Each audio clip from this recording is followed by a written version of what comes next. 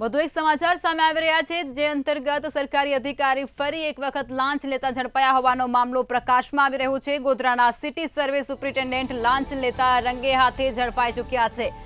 City survey superintendent Babubhai માલીવાડ ઝડપાઈ ચૂક્યા હોવાની જાણકારી અત્યારે સામે આવી રહી છે। 8,000 રૂપિયાની લાંચ લેતા એસીબીએ તેઓને રંગે હાથે ઝડપી લીધા છે। એસીબીએ સકંજુ ગોઠવી અને તેમને ઝડપી પાડ્યા છે। મકાનની પાકી નોંધ કરાવવા માટે તેમના દ્વારા લાંચ માંગવામાં આવી હતી 8,000 રૂપિયાની, જેમાં ફરિયાદીએ એસીબીને જાણ કરતા જ એસીબીએ છંટકું ગોઠવ્યું હતું અને તેની અંદર તેઓ ફસાઈ ચૂક્યા છે। ગોધરાના સિટી સર્વે સુપ્રિન્ટેન્ડન્ટ લાંચ લેતા રંગે હાથે એસીબીના સકંજામાં ફસાઈ ચૂક્યા છે। ત્યારે સિટી સર્વે સુપ્રિન્ટેન્ડન્ટ બાબુભાઈ માલીવાડ રંગે હાથે લાંચ લેતા ઝડપાયા હોવાની જાણકારી અત્યારે સામે આવી રહી છે। તે અંતર્ગત વિગતે વાત કરવામાં આવે તો 8,000 રૂપિયાની લાંચ લેતા એસીબીએ તેઓને ઝડપી પાડ્યા છે।